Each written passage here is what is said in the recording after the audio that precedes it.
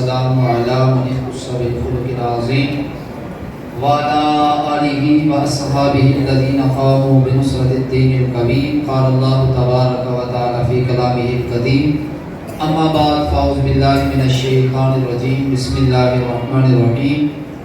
هو الأول والآخر والظاهر والباطن وهو بكل شيء عليم. آمنت بالله صدق الله العظيم. إن الله وملائكته يصلون على النبي. إن الله وملائكته يصلون على النبي يا أيها الذين آمنوا صلوا عليه وسلموا تسليما. کوئی زبان خاموش نہیں رہنی چاہیے. سارے جھوم کے حضور نبی کریم علیہ الصلوۃ والسلام کی بارگاہ میں اپنی اپنی عقیدتوں کے پھول نچھاور کرو. صلاۃ والسلام علیہ یا سیدی یا رسول اللہ.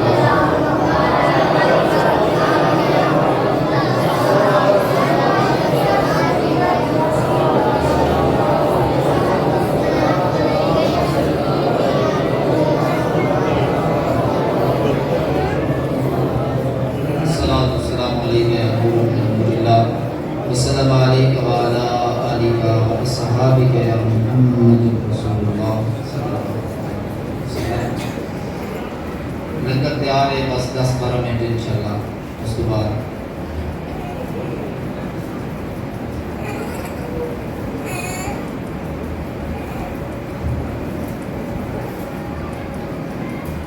اللہ تبارک و تعالی نے قرآن مجید فرقان حمید کے اندر ارشاد فرمایا: هو الاول والآخر والظاہر والباطن. سورۃ الحدیث 27 پارہ کہ وہی اول، وہی آخر، وہی ظاہر، وہی باطن، وہی ہر چیز کا علم جانتا ہے.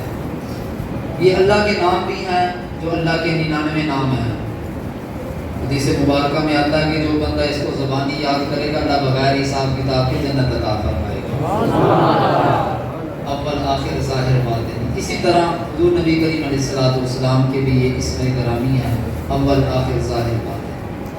علامہ صاحب بیان کر رہے تھے حضور کے نور کے بارے میں. اللہ تبارک و تعالیٰ نے سب سے پہلے اپنے نور سے ایک نور پیدا فرمایا. پھر اس نور کے 4 حصے کیے. کتنے حصے؟ 4. ایک سے قلم بنایا، دوسرے سے کرسی بنائی، تیسرے سے اللہ نے اپنا عرش بنایا. ایک کو برقرار رکھا. 4 حصے کیے. قلم بھی بن گیا، عرش بھی بن گیا، اور اللہ نے کرسی بھی بنا دی. ایک برقرار ہے. پھر جو برقرار ہے پھر اس کے 4 حصے کیے. ایک سے عقل بنائی جو ہمارے اندر موجود ہے، قیامت تک آنے والے لوگوں کے اندر، ہم سے پہلے لوگوں کے اندر. ایک کے ساتھ معرفت بنائی جو اللہ والوں کو خاص علم عطا ہوتا ہے، طریقت کا علم، معرفت کا علم، وہ بنایا. اور تیسرے حصے سے اللہ تبارک و تعالیٰ نے زمین اور آسمان کے اندر جتنے بھی ستارے ہیں، چاند ہے، سورج ہے، اللہ نے اس کی روشنی بنائی اور تیری میری آنکھوں کا نور پیدا فرمایا. ایک حصہ پھر برقرار ہے. اس حصے کو حضرت آدم علیہ السلام کی پیشانی کے اندر رکھا. جب آدم علیہ السلام کی پیشانی کے اندر وہ نور چمکا تو پھر عرش والے بھی اس کے اوپر فخر کر رہے ہیں، فرش والے بھی فخر کر رہے ہیں. تو پتہ یہ چلا وہ نور کس کا تھا؟ وہ نور محمد ہی تھا. یہ عرش کا نور، فرش کا نور کس کے صدقے میں ملا ہے؟ حضور کے صدقے ملا. عرش کا نور بھی، فرش کا نور بھی، یہ کرسی بھی، یہ لوح بھی، یہ قلم بھی، یہ جتنی بھی چراغاں ہیں، یہ جتنی بھی روشنی ہے، ہمارے اندر جو عقل موجود ہے، ہماری آنکھیں جو آپ مجھے دیکھ رہے ہیں، میں آپ کو دیکھ رہا ہوں، یہ سارے کا سارا نور جو ہے نا حضور نبی کریم علیہ الصلوۃ والسلام کے صدقے ہی عطا ہوا ہے. یہ اللہ نے ہمیں حضور کے صدقے ہی عطا کیا ہے. حضور نبی کریم علیہ السلام حضرت رحمۃ اللہ علیہ فرماتے ہیں وہ جو نہ تھے تو کچھ بھی نہ تھا، وہ جو نہ ہو تو کچھ بھی نہ ہو. حضرت رحمۃ اللہ تعالیٰ علیہ فرماتے ہیں سب کچھ حضور کے صدقے ملا ہے. اول ما خلق اللہ نور. حضور فرماتے ہیں کہ اللہ تبارک و تعالیٰ نے سب سے پہلے میرے نور کو پیدا فرمایا. حضرت جابر رضی اللہ تعالیٰ عنہ عرض کرتے ہیں یا رسول اللہ، یا حبیب اللہ، یہ جو اللہ نے اتنی بڑی کائنات بنائی ہے، اس کائنات کے اندر سب سے پہلے کس چیز کو پیدا فرمایا؟ زمین آسمان کے اندر اتنی چیزیں ہیں، ان کے اندر سب سے پہلے اللہ نے کس کو پیدا فرمایا؟ سوال کرتے ہیں حضرت جابر رضی اللہ تعالیٰ عنہ. تو حضور نبی کریم علیہ الصلوۃ والسلام نے فرمایا یا جابر ان اللہ تعالی خلق قبل الاشیاء من نور نبی کا من نوری. فرمایا جابر سب سے پہلے اللہ تبارک و تعالی نے تیرے نبی کے نور کو اپنے نور سے پیدا فرمایا. تو پتہ یہ چلا کہ کائنات کے اندر اس وقت کچھ بھی نہ تھا, یہ زمین و آسمان کچھ بھی نہ تھا, انسان یا درخت کچھ بھی نہیں تھا, جس وقت اللہ کا اور اس کا محبوب تھا, اللہ کا اور اس کا محبوب تھا. حضرت جبریل علیہ السلام حضور کی بارگاہ میں آئے. حضور نے فرمایا جبریل بتاؤ کسی تمہاری عمر کتنی ہے؟ حضرت جبریل امین رضی اللہ تعالیٰ عنہ نے عرض کیا یا رسول اللہ یا حبیب اللہ مجھے نہیں پتا میری عمر کتنی ہے. فرمایا اچھا اندازہ لگا کے بتاؤ کتنی ہے؟ عرض کیا یا رسول اللہ یا حبیب اللہ چوتھے آسمان کے اوپر ایک ستارہ چمکتا تھا. کتنے آسمان؟ چوتھے آسمان کے اوپر ایک ستارہ چمکتا تھا. 70,000 سال کے بعد اس ستارے کو میں نے 72,000 مرتبہ دیکھا. اتنی میری عمر ہے. 70,000 سال کے بعد ستارہ چمکتا تھا. اس ستارے کو میں نے یہ اندازاً بتا رہے ہیں 72,000 مرتبہ اس ستارے کو میں نے دیکھا ہے. تو حضور نبی کریم علیہ السلام نے فرمایا جبریل مجھے اپنے رب کی عزت کی قسم جس ستارے کو تو دیکھتا تھا وہ میں ہی تھا. سبحان اللہ. جس ستارے کو تو دیکھتا تھا وہ اور کوئی نہیں تھا, میں محمد ہی تھا. حضرت آدم علیہ السلام یہ حضور نبی کریم علیہ السلام کا نور ہے. اور حضور نبی کریم علیہ السلام کا ذکر تو ازل سے جاری ہے اور قیامت تک جاری رہے گا. قیامت تک جاری رہے گا حضور نبی کریم علیہ السلام کا ذکر. ایک بادشاہ ہوا ہے یمن کے اندر, طبا عمیری اسد اس کا نام تھا. حضور کی ولادت سے 1000 سال پہلے یمن کا یہ بادشاہ روح البیان کے اندر یہ سارا واقعہ نقل کیا گیا ہے.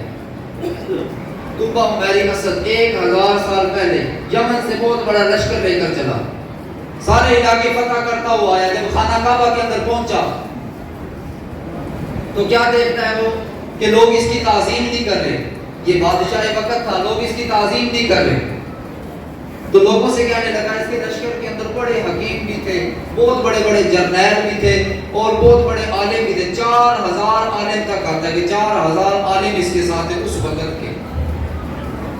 تو اپنے وزیروں مشیروں سے کہنے لگا یار میں ان کا بادشاہ ہوں, یہ میرا کیوں نہیں استقبال کر رہے؟ تو کہنے لگے ایشارہ خانہ خدا اس کے آرا کعبہ گویم کہ ان کے ہاں ایک گھر ہے جس کو یہ خانہ کعبہ کہتے ہیں, اس کے ہوتے ہوئے یہ کسی کی تعظیم نہیں کرتے, اس کے ہوتے ہوئے کسی کی تعظیم نہیں کرتے. تو اس نے دل کے اندر ارادہ کیا کہ میں اس گھر کو گرا دوں گا, ان کی عورتوں کو لوٹیے بنا دوں گا, ان کے بچوں کو غلام بنا دوں گا, ان کے مردوں کو قتل کر دوں گا. جب اس نے دل کے اندر یہ ارادہ کیا تو اللہ کی طرف سے اس کو ایک بیماری لگی. اس کے منہ, اس کے ناک سے اور آنکھوں سے ایسا جو ہے نا وہ پانی بدبودار آنے لگا کہ اس کے اپنے قریبی لوگ بھی اسے دور جانے لگے. اتنا جو ہے نا وہ بدبودار تھا. سارے حکیم اس بیماری سے عاجز آ گئے, کہنے لگے کہ یہ زمینی بیماری نہیں ہے, یہ تو کوئی آسمانی بیماری ہے, اس کا علاج دنیا میں نہیں ہے. جو سب سے سیاںا حکیم تھا نا, وڈیرا حکیم تھا, کہنے لگا بادشاہ میں تیری بیماری کا علاج کرتا ہوں لیکن ایک بات مجھے سچ سچ بتا. کہا ہاں پوچھ. کہا یہ جو سامنے گھر ہے اس کے بارے میں تیرا کیا ارادہ ہے؟ کہا میں نے یہی ارادہ کیا تھا, میں اس کو گرا دوں گا, ان کے بچوں کو غلام بنا دوں گا, عورتوں کو لوٹیاں بنا دوں گا اور مردوں کو جو ہے نا وہ قتل کر دوں گا. کہا بادشاہ جس طرح یہ تیری سلطنت ہے نا, تو اس کا حاکم ہے, یہ گھر ہے, اس کا بھی ایک مالک ہے, وہ اس کی حفاظت کرنا جانتا ہے. سبحان اللہ. تو اپنا ارادہ بدل, تیری بیماری ٹھیک ہو جائے گی. تو اس نے اپنا ارادہ بدلا, اپنا ارادہ چینج کیا. اللہ تبارک و تعالی نے اس کو شفا دی. اس نے جو ہے نا شفا جب اس کو ملی تو اس نے خانہ کعبہ کے اوپر غلاف چڑھایا. خانہ کعبہ کے اوپر اس نے جو ہے نا وہ غلاف چڑھایا. وہ روایت چلتی آ رہی ہے اور آج تک چل رہی ہے اور قیامت تک چلتی رہے گی. اس سے پہلے یہ روایت نہیں تھی. سب سے پہلے خانہ کعبہ کے اوپر اس نے غلاف چڑھوایا اور قیامت تک یہ روایت چلتی رہے گی اور اللہ نے اس کو شفا دے دی. کچھ عرصہ وہ وہاں پر ٹھہرا مکہ مکرمہ کے اندر. اب وہ واپس جا رہا تھا یمن کی طرف جہاں پر آج مدینہ منورہ ہے.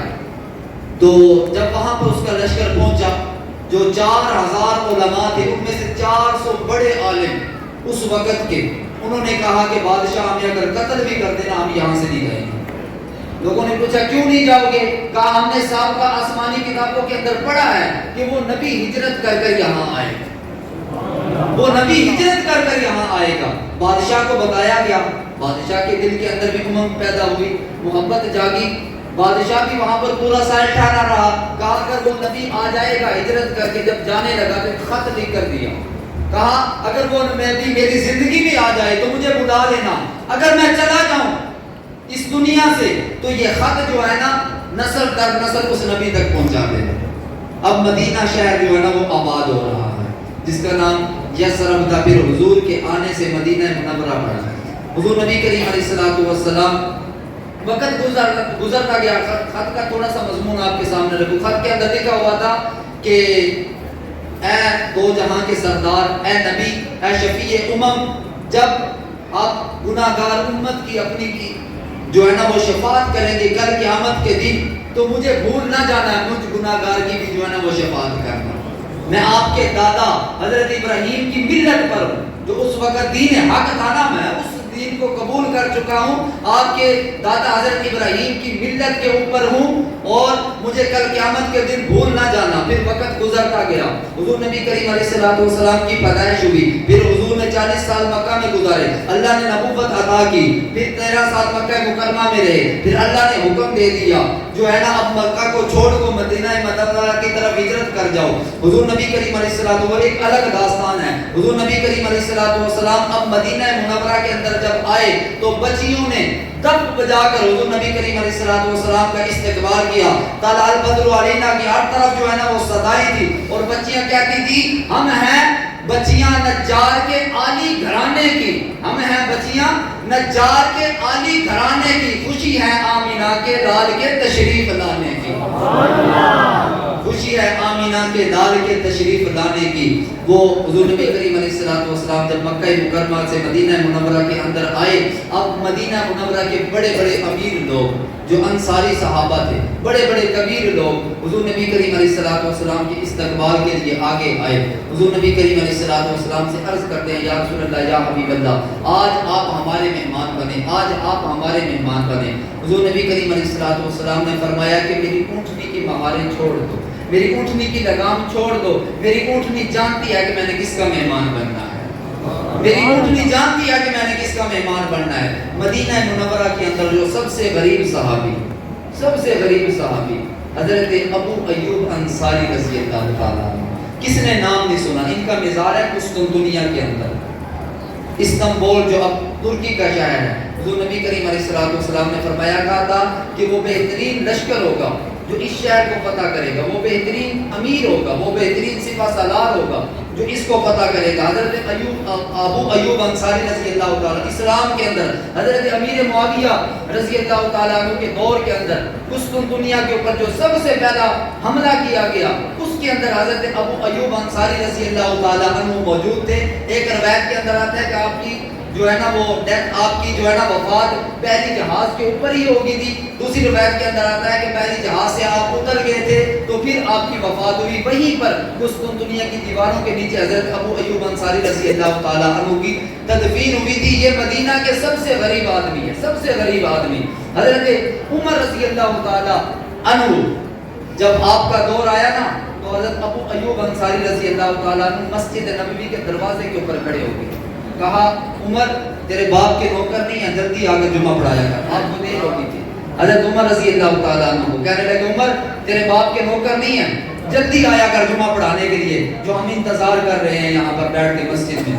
حضرت عمر رضی اللہ تعالیٰ عنہ رونے لگے، آنکھوں سے آنسو جاری ہو گئے۔ تو آپ کے بیٹے آگے آئے عبداللہ ابن عمر رضی اللہ تعالیٰ عنہ، کہنے لگے کہ ابو ایوب میرے بابا کو کچھ نہ کہو، میرے باپ کے پاس ایک ہی جوڑا ہے، پہلے اس کو دھویا تھا، اب سکھانے میں دیر ہوگی، اس وجہ سے مسجد کے اندر لیٹ آئے ہیں، اس وجہ سے مسجد کے اندر دیر سے آئے ہیں۔ تو حضرت ابو ایوب انصاری رضی اللہ تعالیٰ عنہ نے فرمایا کہ جب تک اس امت کے اندر ایسے حکمران موجود ہیں یہ امت گمراہ ہو ہی نہیں سکتی، یہ امت گمراہ ہو ہی نہیں سکتی۔ آپ آئیے واپس اسی بات کی طرف. حضور نبی کریم علیہ الصلوۃ والسلام مدینہ منورہ کے اندر آئے. حضور نے فرمایا کہ میری اونٹنی کی مہاریں چھوڑ دو. میری اونٹنی جانتی ہے کہ میں نے کس کا مہمان بننا ہے.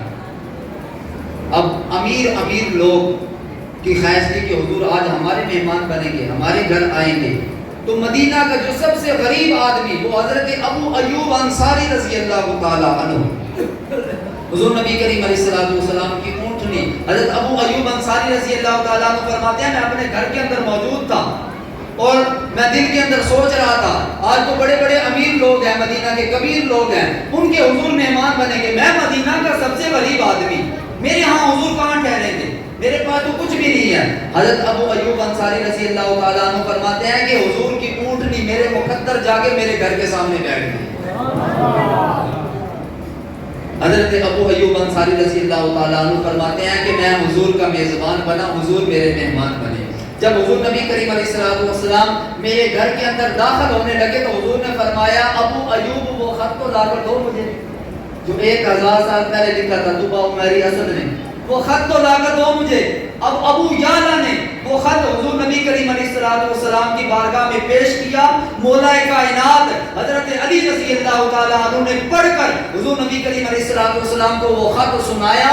پھر حضور نبی کریم علیہ الصلوۃ والسلام نے دعا فرمائی اللہ طوبی پہ بھی رحم فرمائے اور جس نے خط دیا ہے اللہ اس پہ بھی رحم فرمائے اور جس نے پڑھ کے سنایا اللہ اس پہ بھی رحم فرمائے. یہ حضور نبی کریم علیہ الصلوۃ والسلام کا ذکر ہے جو ازل سے جاری ہے اور قیامت تک جاری رہے گا. اللہ تبارک و تعالی ہم سب کو اپنے دلوں کے اندر حضور نبی کریم علیہ الصلوۃ والسلام کی بالہانہ محبت کرنے کی توفیق عطا فرمائے. السلام